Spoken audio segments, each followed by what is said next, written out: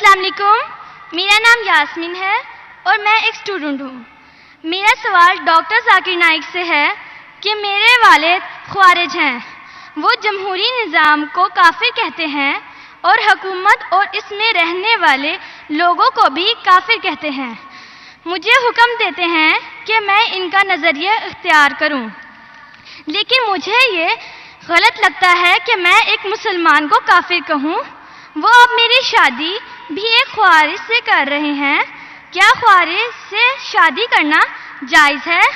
وہ مجھے دھمکی دیتے ہیں کہ اگر میں ان کا نظریہ نہ اپناؤں تو وہ مجھے آگ کر دیں گے۔ آپ کا سوال مجھے آدھا سننے میں آیا۔ آپ نے کہا کہ آپ کے والد کیا تھا، ہمیں سنا نہیں۔ آپ ذرا سوال کو واپس سے دہرائیں گے بہن؟ میرے والد ایک خوارج ہیں۔ خوارج؟ ہاں، خوارج۔ یس، اور وہ جمہوری نظام اور اس میں رہنے والے لوگوں کو کافر کہتے ہیں اور ان کا نظریہ نہ اپنا پر مجھے آگ کرنے کی دھمکی دیتے ہیں اور میری شادی ایک خوارج سے کرنا چاہتے ہیں۔ کیا خوارج سے شادی کرنا جائز ہے؟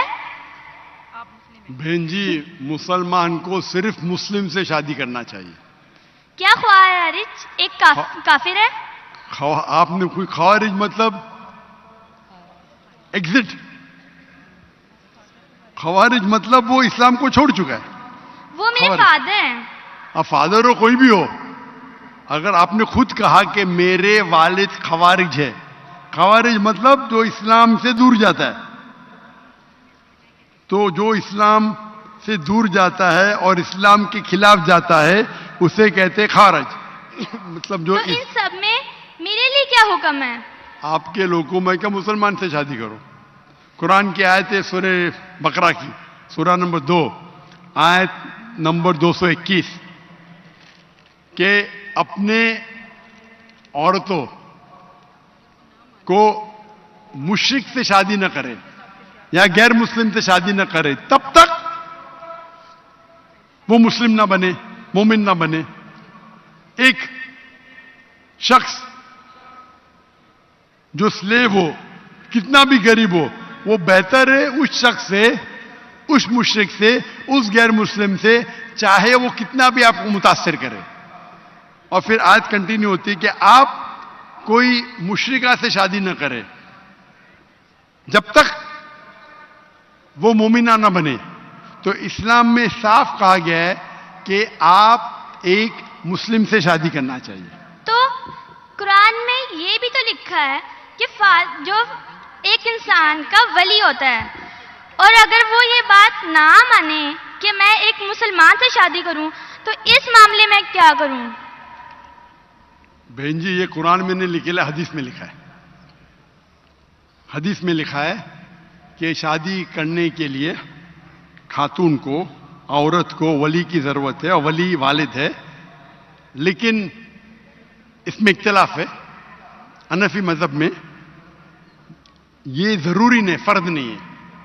اگر ولی والد اجازت نہیں دیتے تو دینا اچھی بات ہے، لیکن فرض نہیں ہے۔ باقی 3 ائمہ میں ولی والد ہونا ضروری ہے۔ لیکن آپ کے کیس میں اگر والد خوارج ہے تو یہ آتا ہی نہیں معاملہ، یہ ان کے لیے۔ بہن جی، آپ بیچ میں دخل اندازی دیتے رہیں گے تو کیسا میں جواب دوں؟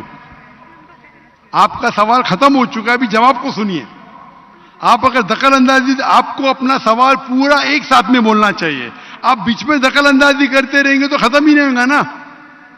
آپ کا سوال ختم ہو گیا، ابھی جواب سنو اور دوسرے کو موقع دو سوال کرنے کا۔ آپ نے سوال کیا کہ آپ کے والد خوارج ہے۔ جو مسلم کے والدہ یا والد خوارج ہے یا غیر مسلم ہے، اس کے لیے لاگو ہوتا ہی نہیں۔ اگر آپ کے والد غیر مسلم ہیں یا خوارج ہے تو آپ پہ یہ حدیث لاگو ہی نہیں ہوتی ہے۔ پھر آپ کو آپ کا ولی دوسرا کوئی مسلمان بن سکتا ہے، چاہے آپ کا چاچا ہو، چاہے دوسرا کوئی قریب ہو، لیکن یہ جو فرد ہے اس کے اندر فقہ میں اختلاف ہے. حنفی مذہب کے حساب سے اچھی بات ہے کہ ولی سے کرو، لیکن فرض نہیں ہے. اگر والد اس شادی کے ساتھ رضا نہیں ہے پھر بھی شادی ہو جاتی ہے. باقی 3 ائمہ کے نزدیک والد کی رضامندی جو ولی ہے وہ فرض ہے. لیکن آپ کے کیس میں یہ لاگو ہی نہیں ہوتا ہے. آپ نے جب کہہ دیا کہ آپ کے والد خوارج ہے تو اس میں لاگو ہی نہیں ہوتا. یہ آپ کو قرآن اور حدیث فالو کرنا چاہیے.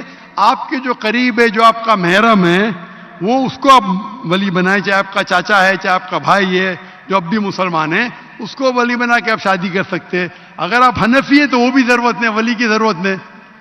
تو آپ ایک اچھے مسلمان سے شادی کیجئے. اللہ کے رسول فرماتے کہ شادی کرنے کے لیے 4 چیز دیکھتا ہے انسان. ایک ہے حسن، بیوٹی. ایک ہے دولت، کتنا مال ہے. تیسرا نوبلٹی، کون سے خاندان سے ہے.